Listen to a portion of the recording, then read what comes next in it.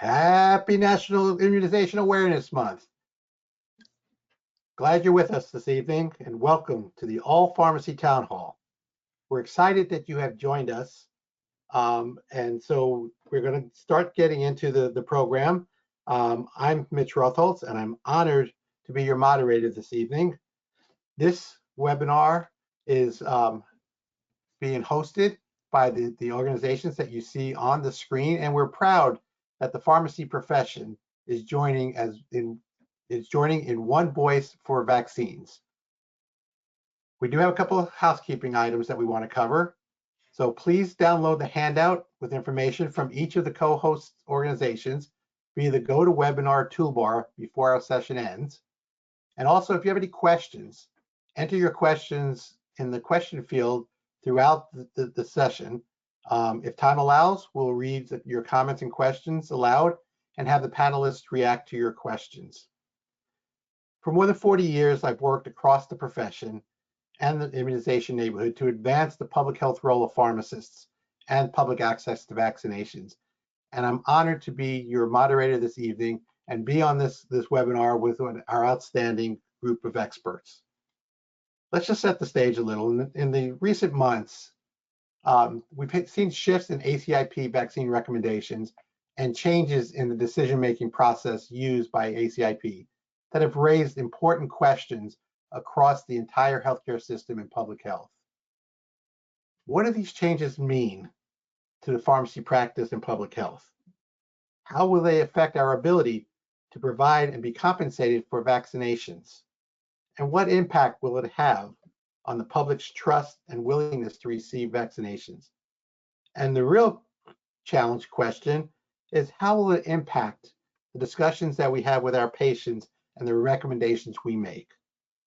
Today's webinar is designed to provide some forecasting and spark action. This is not just a webinar, but it's an opportunity to engage you no matter what perspective you're coming at this issue with. This session will offer insights to help you understand the current state of vaccination delivery and help you educate your patients with confidence. And as I talked about, our expert panel, we're really glad to have them with us this evening. Providing the national clinical perspective, we have Dr. Carolyn Bridges, a board-certified internal medicine physician who has worked on influenza and adult immunization issues for over 28 years. She retired from the CDC and was the Associate Director of Adult Immunizations. She is currently the Director of Adult Immunizations for Immunize.org and serves as the co-chair for the National Adult and Influenza Immunization Summit. And she also volunteers in her free time and as a primary care physician at a local community health center. Welcome, Carolyn. Providing the practitioner perspective, we have Chichi Moma, a 2006 Temple University School of Pharmacy graduate. She started her career in the pharmaceutical industry and then managed an independent community pharmacy for 4 years before transitioning into opening her own pharmacy, the Springfield Pharmacy in Philadelphia. And she did that in 2012. In her practice, she administers vaccines across the lifespan and provides weight loss management services in addition to a wide range of other clinical services. She is the first pharmacist in Pennsylvania enrolled in the Vaccine for Children's program. Welcome, Chi-Chi. And then providing a policy perspective, we're pleased to have with us Dr. Brooklyn Morgan. Brooklyn is the Director of State Policy at the National Alliance for State Pharmacy Associations, also known as NASPA, where she leads state-level policy initiatives to advance pharmacy practice and patient access to care. She's a licensed pharmacist with a background in health policy and legislative analysis, and she supports state pharmacy associations in navigating complex regulatory and legislative environments. Brooklyn is passionate about empowering pharmacy professionals to better serve their communities through innovative and sustainable policy solutions. Welcome, Brooklyn. And together with our panelists, we will explore the evolving landscape of vaccine guidance and the ripple effects that they have on our work, our patients, and our community. Hopefully, time will allow us to take some more questions from you because we want to hear your vaccine concerns and your needs.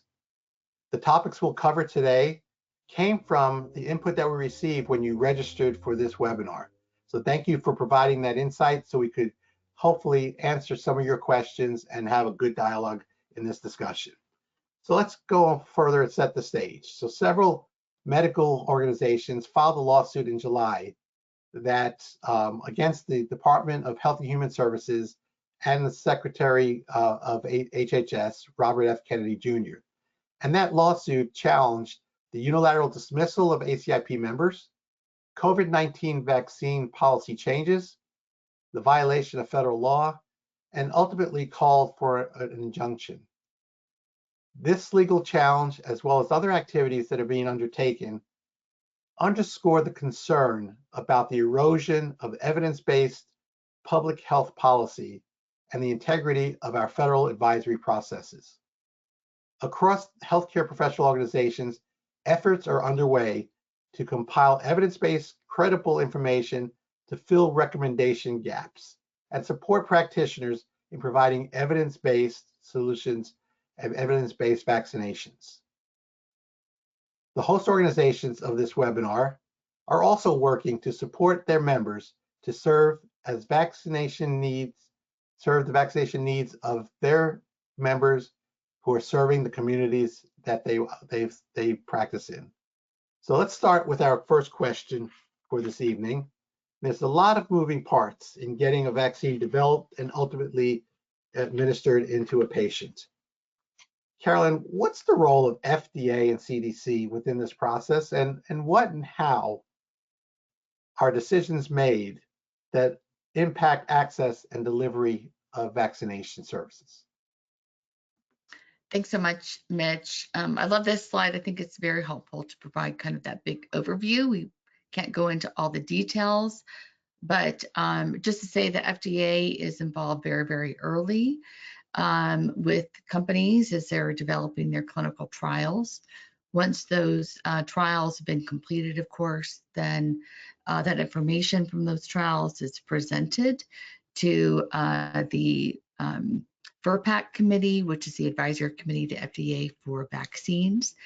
And they're looking at what is the safety and effectiveness of that vaccine for the clinical indications that were considered in that clinical trial or clinical trials, and it's usually plural. And then based on the recommendations from VRBPAC, of course, FDA will make a decision about licensure or not. If the vaccine is licensed, then the ACIP is meeting. The ACIP is the Advisory Committee on Immunizations Practices, and it is an advisory committee to the Centers for Disease Control. So in addition to looking at safety and effectiveness, they will also look at things like the epidemiology of the disease, who's at greatest risk, who's likely to benefit the most, and at that risk-benefit ratio. They want to look at number needed to treat, for example, and the risk of any potential or identified adverse events that come from the clinical trials. And based on that information, including cost effectiveness data, then the ACIP will make a recommendation to the CDC. The ACIP also uses a very formal process for review of the literature, and that is GRADE. This is a organizations across the world use GRADE as a way to conduct systematic, transparent review of the literature, of medical literature, to make well-informed decisions, and they will weight information based on the quality of the science of the data that's presented. So that way you have transparency, you have a broad review of the literature in a formal process. Then ACIP also applies the evidence to recommendations framework to those recommendations in the recommendations they make to CDC. Once ACIP makes that recommendation, then it's up to the CDC director. In the absence of a CDC director, that decision is made by HHS, and they make that recommendation to how to write that recommendation and then include that vaccine in the adult or pediatric immunization schedule. So lots of moving parts. There's a little bit of duplication there, but the process is very detailed and really gets into the weed on the science to provide a very transparent, comprehensive scientific review. Thanks, Carolyn. Chi-Chi, as an immunizing pharmacist, but also a broader patient care provider, how do recommendations from ACIP and other entities impact your practice, and what other sources do you utilize to help you make clinical decisions and recommendations? It's a good question, Mitch. Even with these changes with the ACIP, CDC, HHS, I think it's important to recall that our professional medical society routinely make clinical guidance recommendation based on expert reviews, right? And ACIP is responsible for creating the guidelines that guides our clinical decisions. It guides what vaccines that we administer to, whether it's from pediatric all the way to geriatric, because that's who we serve here, and also down to what vaccines we administer, when, and are we even going to get reimbursed for it, right?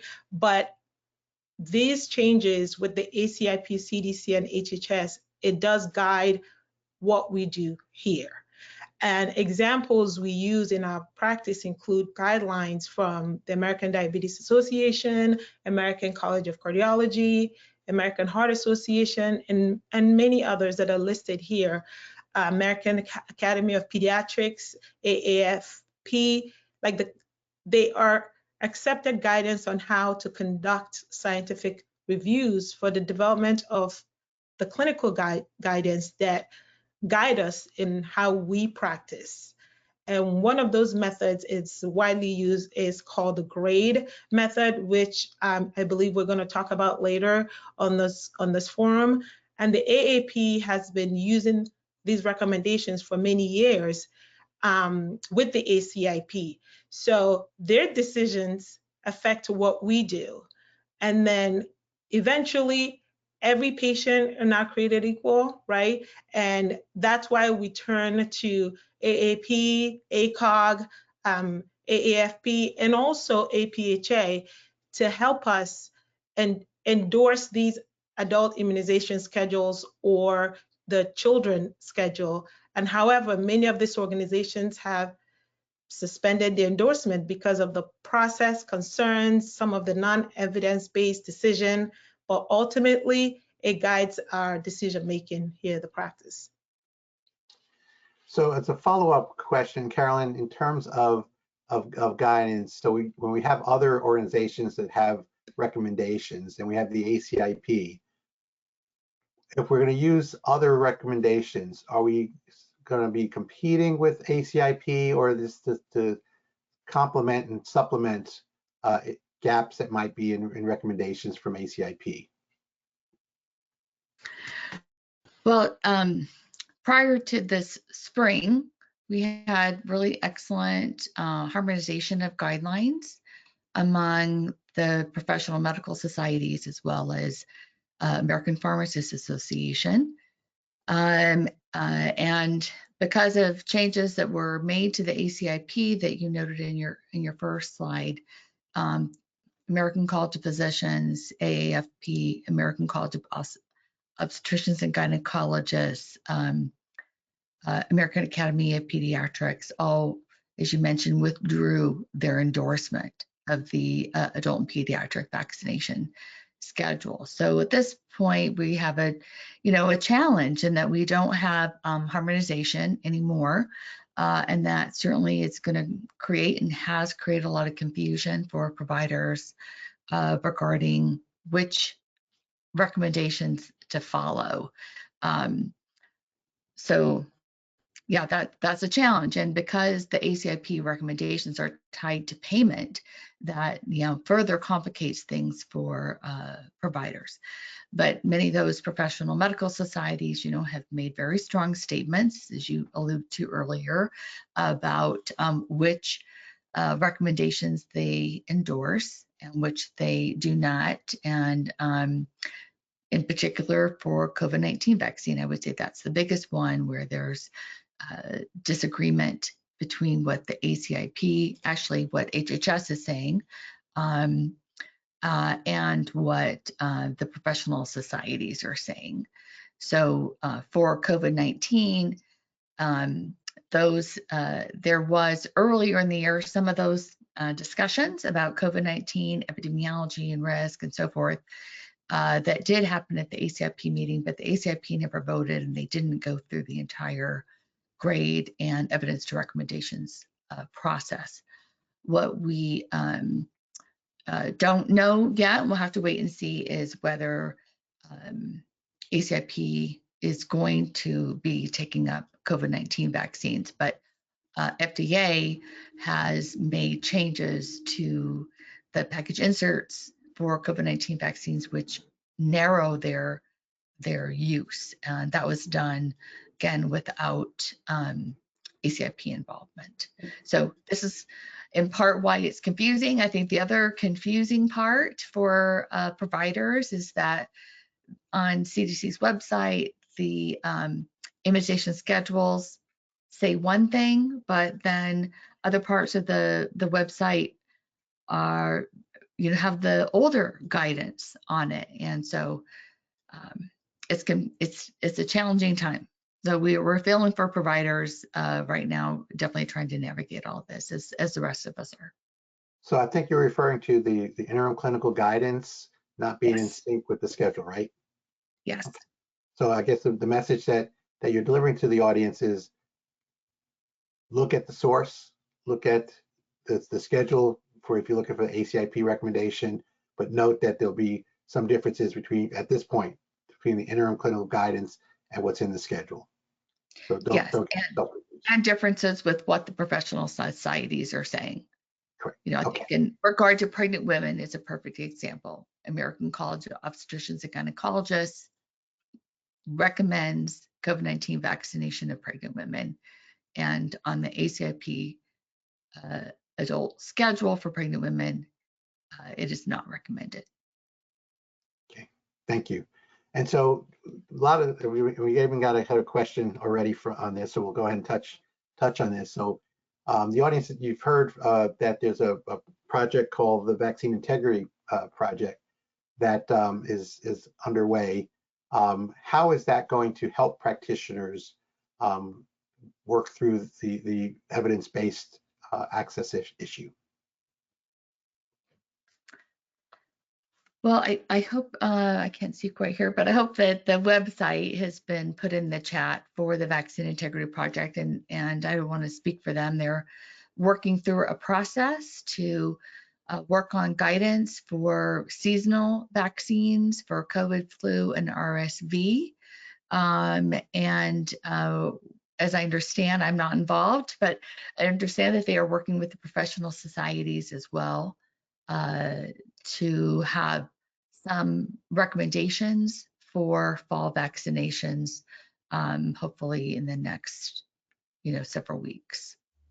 Okay, and then Mitch, I know that they aim to boost vaccine confidence amongst healthcare professionals, right? Just making sure that they're reinforcing science-based guidelines and debunking all the misinformation that are out there. And I also know that APHA meets with them regularly on behalf of the pharmacy profession, just to make sure that we're all aligned.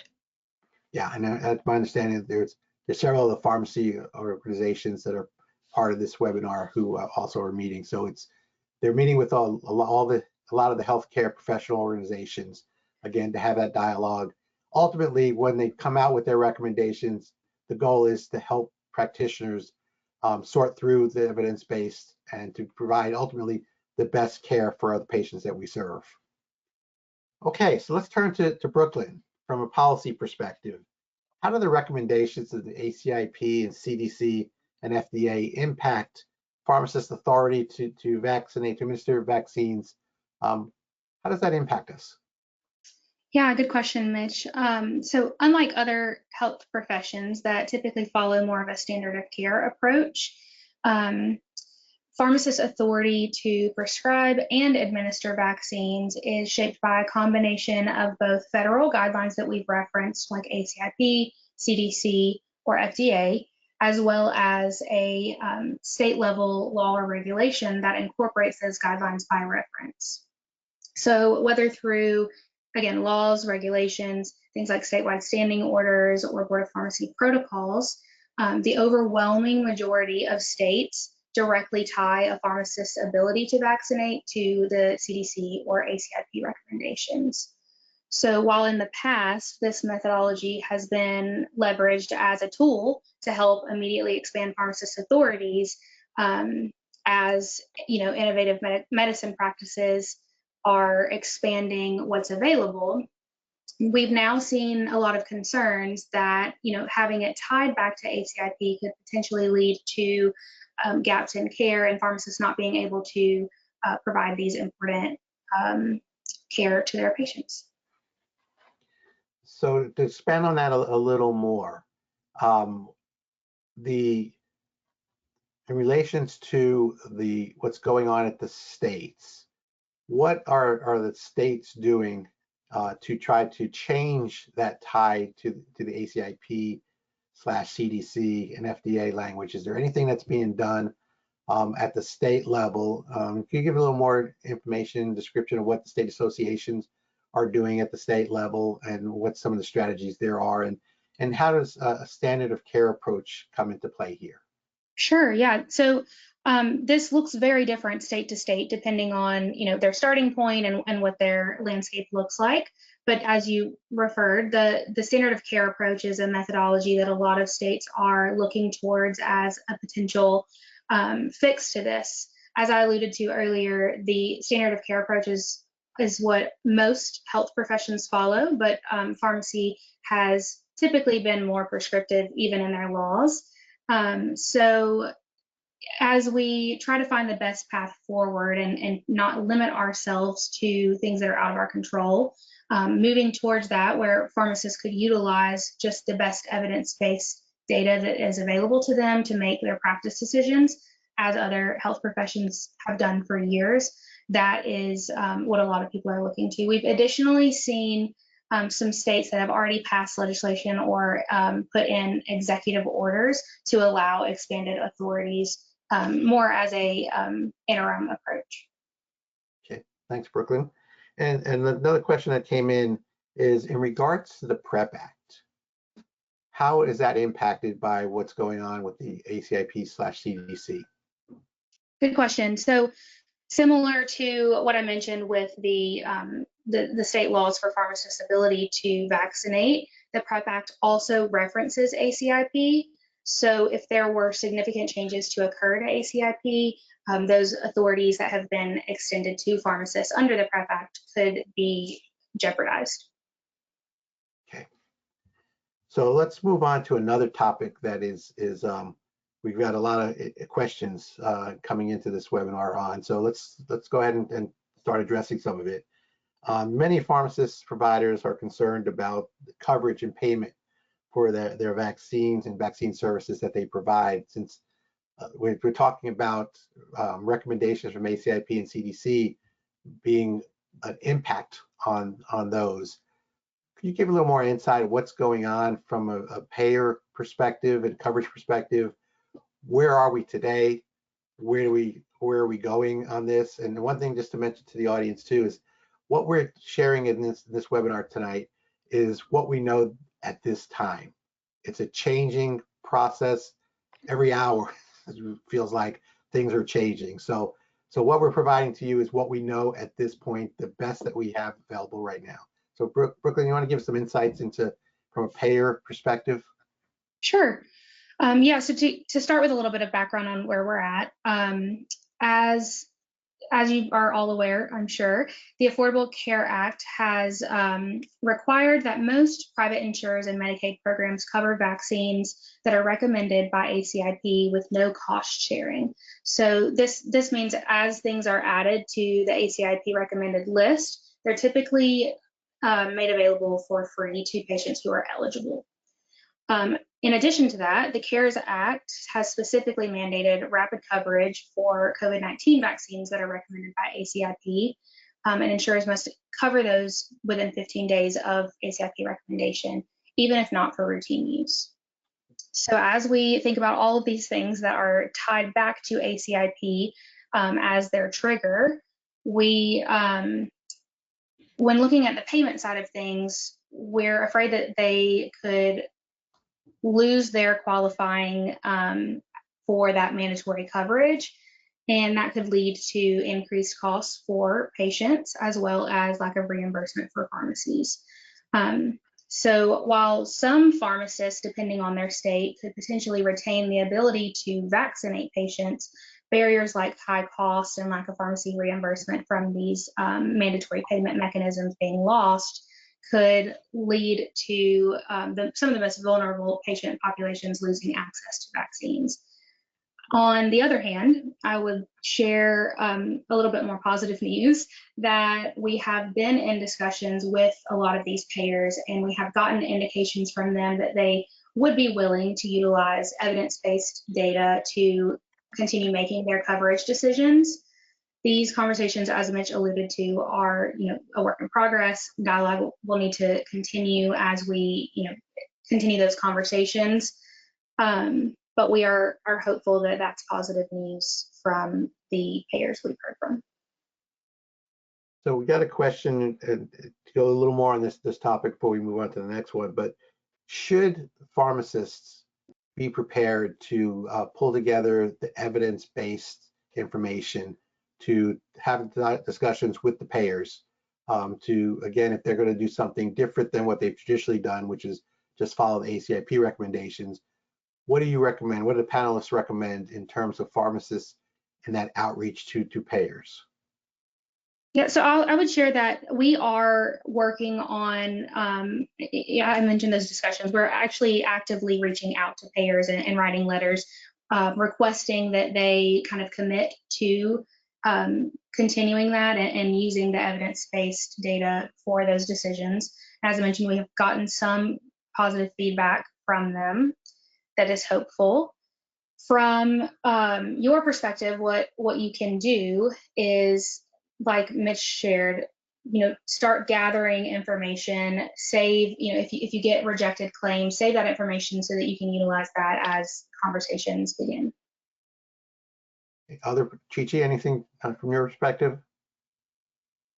I agree with Brooklyn. Just, you can't give up, right? So just start collecting data, and if it doesn't get covered under pharmacy benefit, it might get covered under medical benefit, but that shouldn't deter us from recommending vaccine, educating people, and it should not make us less confident. Because things change, things evolve. So just keep all your paperwork, document. And so and the other thing we would recommend too is that you work with your state pharmacy association, who are working with other stakeholders, whether they be your boards of pharmacy, your public health department, and talk about with with payers, but also from an authority perspective, what can you do on that end? Again, this is changing. Don't get don't get depressed about it. It's something that everybody, not just pharmacy, but everybody in the healthcare system is dealing with it. And on a national level, it's being looked at as well. And a lot of work's being done from the summit as well to try to bring together those payers and influence. So as Brooklyn said, we do have some positive indications from payers. So hopefully we will move forward with that. And just think about it. This is not different than other disease states where we use guidelines, whether it be diabetes guidelines, cardiovascular guidelines, to make clinical decisions and payment decisions. So that's what we need to keep on working towards, of trying to come up with other methods for getting the payment for these services. Okay, so let's move on to our next topic. And well, actually it's kind of related too, but Chi-Chi, you're a VFC provider. How does what ACIP does influence VFC providers and your ability to provide vaccines through the VFC program? So a vote to include the vaccines in the VFC program are also made by ACIP. So it doesn't matter if the CDC approves something. If ACIP approves, then the vaccines are included on the list. And the VFC provides about half of all the vaccines for United States children who are eligible based on the fact that they are uninsured, underinsured, Medicaid, CHIP, Native American, or Alaska Native. So there are criteria to qualify for VFC program. And the vaccine might be good for the children, but if the ACIP doesn't approve it to be on that list, that creates a barrier. And this is the part of what I do that gets me a little bit anxious, but still hopeful, because there are a lot of vulnerable children out there that need this program, and we'll keep fighting to make sure that they get it. But just to answer your question, how does it impact it? It does impact it, because ACIP decides what vaccines get on my VFC list. Okay, so let's now turn to discussion, because we've gotten several comments and questions leading up to this webinar about the recent ACIP meeting, and how is it different than those held in the past? And what insights did we glean from that meeting on the future direction of ACIP and vaccine policy within the U.S.? So Carolyn, any perspectives on that? Well, I think one of the, besides the things you mentioned in your opening slide, one of the concerning things from the ACIP meeting was the manner in which the discussion about thimerosal was handled.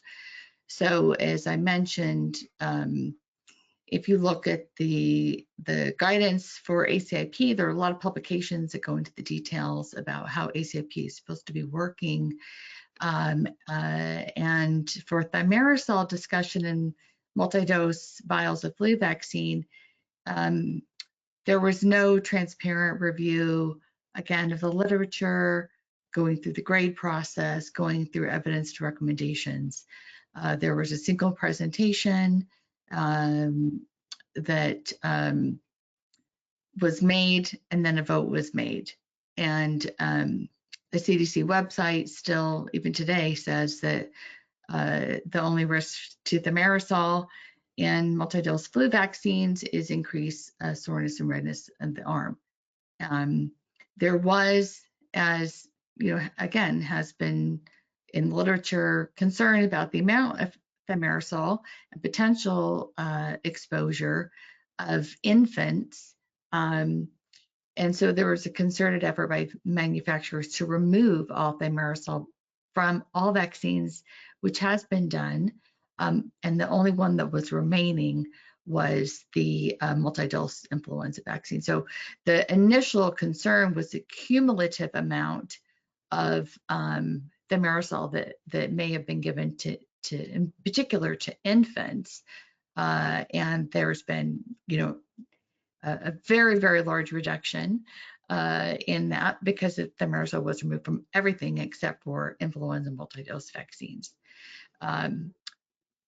However, very little of the flu vaccine market, number of doses, is in multi-dose vials, so we shouldn't affect the vaccine supply this year. Everyone should still be able to get vaccinated who wants updated 2005, 2006 flu vaccine. But I think the concerning part was the process. And, for us to have trustworthy clinical guidance, we need to have transparency in a process that shows what the data is, and how it was considered, how it was weighted, and transparency in that decision making. So you meant the 2025 and 26 vaccine, right? Yeah, 25, 26 vaccine. Yeah, sorry. Okay, so since we're touching on the flu vaccine, let's talk about the upcoming respiratory virus season and the vaccine recommendations that have come out of ACIP and or the agency. What should pharmacists know about coming into this respiratory season regarding what vaccines they should be recommending? And as of yesterday, we saw the statement by the secretary in regards to mRNA vaccine and movement from split virus back to a whole virus component. So I'm putting a lot in this because it's a lot to unpack, but let's start with the respiratory season. What should pharmacists know about what vaccines and how to have those communications with their patients? Well, maybe I'll just start to say that, we still have RSV that we know happens everywhere. We still have flu. We still have COVID-19. So the epidemiology really, is still there. Respiratory virus seasons are always unpredictable, but we know we have, every year, tens of thousands, hundreds of thousands of hospitalizations. We have millions of illnesses. And so the risk from these respiratory viruses that are vaccine preventable, that remains. That has not changed. Flu vaccine is still recommended for everyone 6 months of age and older. We've talked about COVID-19 vaccine, that there are these differences in what the schedules, CDC, ACIP schedules are saying versus what the professional societies are saying. But we have had no changes in RSV. The only change for RSV is lowered the age for consideration for vaccination for high risk down to 50. So it's now age 50 to 74 high risk, and everyone 75 and older. So that has been an expansion actually of the indication for RSV vaccination. There's still a recommendation for RSV vaccination of pregnant women. That has not changed. And now instead of one, there are 2 monoclonal antibodies for infants. So expansion of RSV, differences of opinion regarding some populations for vaccination of COVID. Everyone 6 months and older still recommended to give influenza vaccine, but a recent ACIP decision to not recommend use of the thimerosal containing multi-dose vials. And Carolyn, a lot of providers and Gigi have received their influenza vaccine supply for the coming season. So there was confusion out there that the new vaccine had not been approved, but it has been approved and has actually been shipped to providers. Give a little insight in terms of timing of vaccination against influenza. When should pharmacies be offering the new influenza vaccine?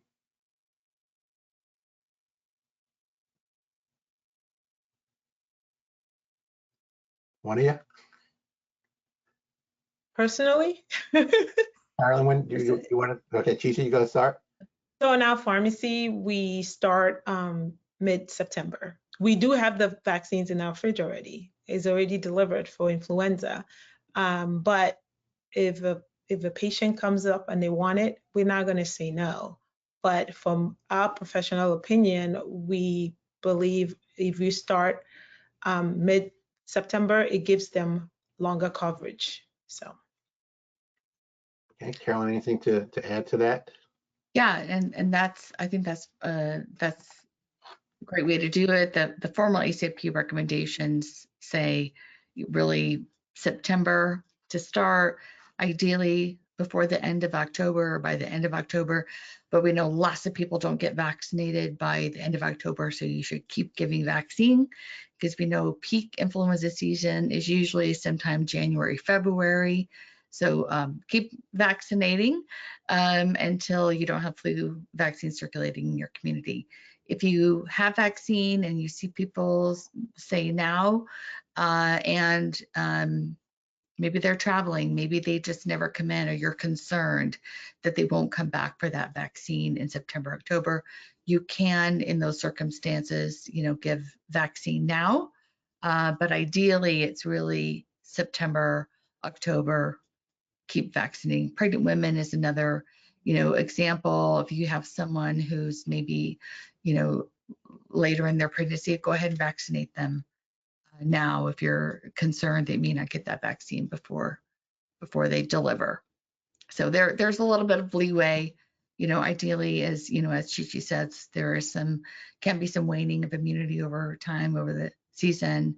So July is now passed. August may not be ideal because of that issue, but there may be some circumstances, some individual circumstances for which, you know, you would go ahead and vaccinate now if you needed to. Chi-Chi, let me know if you have any other thoughts about that. Yeah, it sounds like you guys are in sync. So the other question that comes up a lot from pharmacists who deal with patients is a lot of hesitancy for patients because they don't feel that the influenza vaccine is effective. Is this year's vaccine any different than what it's been in the past in terms of efficacy, or how should pharmacists address those concerns by patients who ultimately give the comment, well, I got the flu vaccine last year, I still got the flu? How should pharmacists respond to that? Well, you know, the vaccine, it's not a perfect vaccine. I think, again, it's important to acknowledge that there are going to be some people who get influenza despite getting vaccinated. But, you know, what we're really, the most important thing is to prevent complications from influenza. And we know that the vaccine is more effective at preventing those complications and influenza-related hospitalizations and deaths than it is at preventing, you know, upper respiratory infections. So, of course, we still strongly recommend the vaccine for everyone 6 months of age and older. But it is important to acknowledge, you know, that it is not a perfect vaccine, but it does substantially help reduce your risk of, in particular, more severe complications. And how should a pharmacist, I'm bringing it up because it recently came out yesterday from the secretary in terms of the shift and drift in the strains that are out there, and he kind of stated that those shifts are due to the vaccine. How do pharmacists address that with patients who might bring that to their attention? I can tell you how I would address it, right? Because we get all kinds of questions every day in our practice. We deal with evidence-based medicine, right? A lot of people have a lot of opinions out there, but we deal with data and we deal with evidence-based medicine. And I get very personal with my patients and I tell them, listen, I will not guarantee you that you will not get the flu, but I can tell you that this vaccine will keep you out of the hospital and keep you safe, right? And you don't want to play Russian roulette and take a chance on yourself. So you want to get vaccinated because data shows that vaccine is effective and it'll keep you safe. And like Carolyn said, it's not a perfect vaccine, but data has shown that it has really helped us, helped our communities to keep us safe and keep us out of the hospital. Okay. So that gave me a great segue to our next topic, which is the use of evidence-based clinical and scientific data. And so one of the questions that has come up in the chat and before coming into this webinar is, how do I know that the information I'm looking at is credible? How do I know that I'm looking at a good evidence-based documentation? How do we help pharmacists sort through that? Yeah, maybe I'll take that first, Mitch. And so the National Adult Influenza Immunization Summit developed a very brief primer on this, which is on our website. So hopefully we can put that link in there. But, you know, lots of organizations, as you know, Chi-Chi has mentioned, develop clinical guidelines, and there are very specific methods that are used to evaluate the literature as a whole. It's important not to cherry pick individual studies out, because that's going to give you a biased view. And again, look at the literature overall. It gets graded and weighted based on the strength of the evidence. You know, is it a randomized clinical trial? Was it large enough? Did it have the appropriate outcomes that you're interested in evaluating as an indication, for example? Does the analysis of the data, is it transparent in terms of how many studies were identified, which were excluded from the analysis, why were they excluded from the analysis? Did this study, is it appropriate for the population that you're considering? So I think, you know, the key things is to make sure that they followed a rigorous process. In particular, you know, grade is one of those. And are they very transparent in the way that they evaluated studies, including which were excluded? So I think if it's not transparent, if there isn't a significant methodology included regarding exactly how the literature search was done and why, if they rely on certain studies and exclude others, you know, those are all kind of red flags. So transparency and a systematic, transparent process, I'd say, are two of the biggest issues for consideration when you're thinking about who's evaluating studies. And of course, those bodies who do this kind of evaluation are very keen to look at conflict of interest. So they want to make sure you don't have a conflict of interest to do these evaluations. Okay. Gigi, anything on your?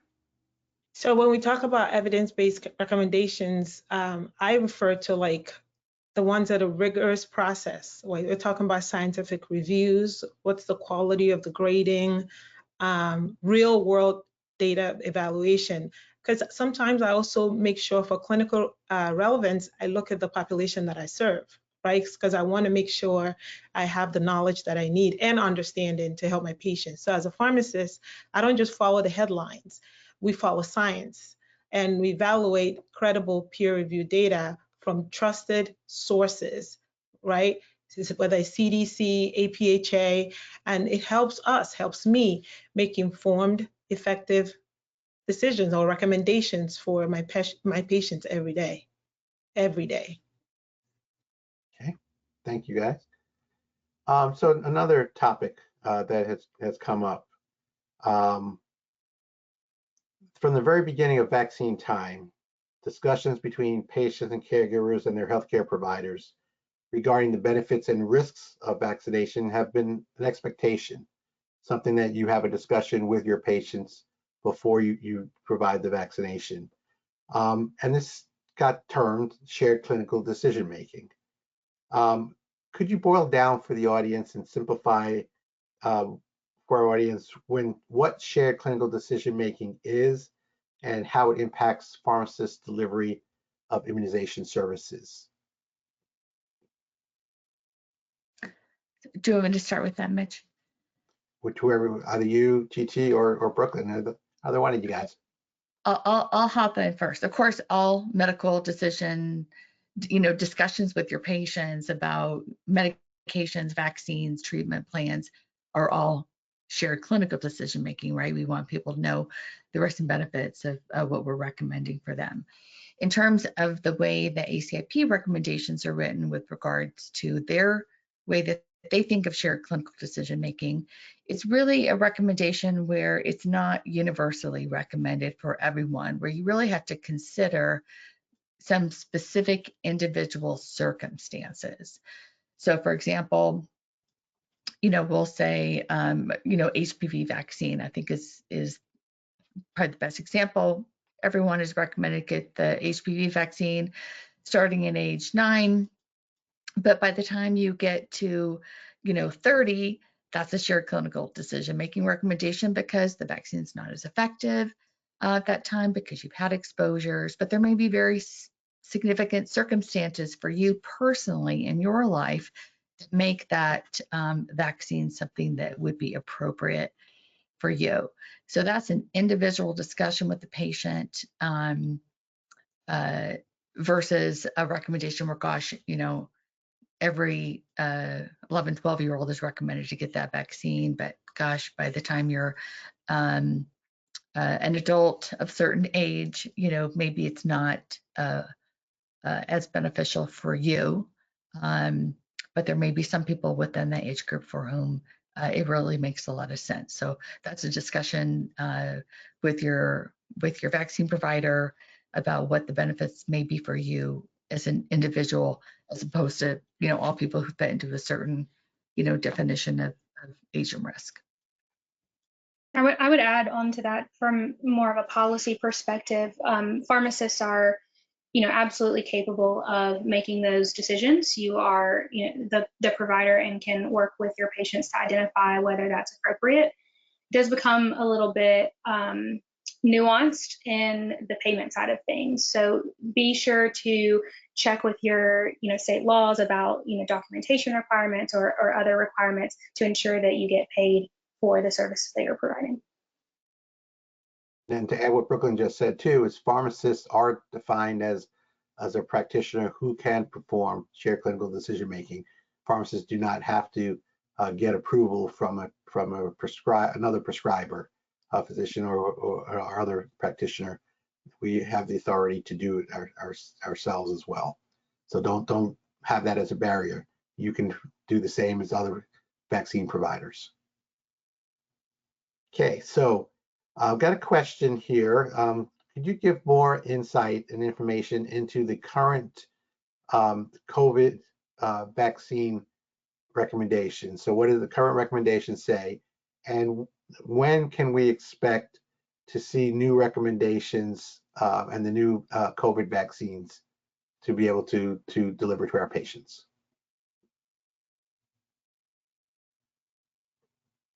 And to add to that, another question was, I have current COVID vaccine in my refrigerator. What do I do?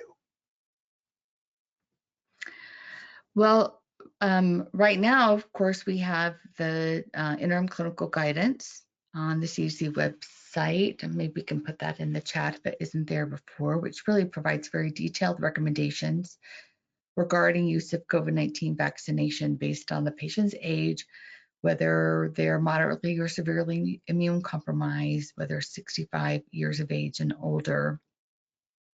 And for pregnant women, and of course, those vaccine recommendations have differed by which brand and where things are in the licensure. So it's a bit complex. So I really refer people right now to the interim clinical guidance.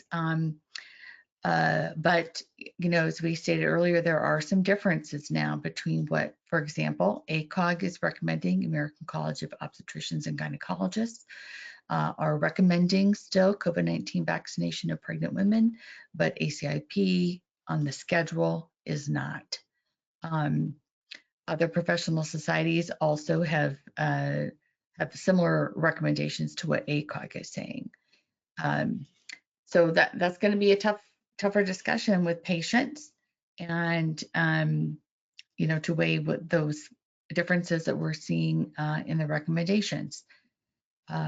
Personally, if I have a pregnant patient, for just about anything dealing with the pregnant patient, I'm going to rely as an internist on the American College of Obstetricians and Gynecologists. They are really the experts in caring for pregnant women, for example. So I'd really, urge people to look at what their professional societies are saying and the professional societies that are most expert in the particular patient population that you are considering for vaccination. And just, want to acknowledge this is, an issue I'm not sure is settled, and we're likely to see, more discussions at upcoming ACIP meetings. And for now, I think that's where I'm going. I'm going to my professional medical society. I'm looking at ACOG. I'm looking what APHA is saying, what AAP is saying, and really trying to do what's best for patients. That's really where I think we need to be centered. Do what's best for the patient and give them the options and your best recommendations for them. But it is confusing given the range of recommendations that are out there right now. I would also remind everyone that from a pharmacist perspective, ordering and prescribing the vaccines, depending on what state you're in, could be required to comply with ACIP recommendations. And so if that is your case, there may be an ability for you to still administer vaccines with a prescription. So just be sure to check with your state laws. Okay, Chi-Chi, anything to add? I wanted to give an example, like, because we got a question earlier about the 2024-2025 COVID vaccine, right? And what should people do? And I just wanted to remind everyone that ACIP recommends that we administer the 2024-2025 COVID vaccine that we have right now following the schedule. And then if an updated vaccine becomes available later this season, and ACIP formally includes it in the guidance, then we'll offer it. But as of right now, the standard of care, especially when it comes to COVID, is the 2024-2025. Okay. So last question to ask the group, and it relates to discussions that pharmacists will have with their patients. So each of you give me the one pearl or recommendation to pharmacists in terms of that dialogue that they have with their patient. What's the one thing that they should mention in the dialogue with their patients, or one thing to make sure that they articulate to the patients they serve?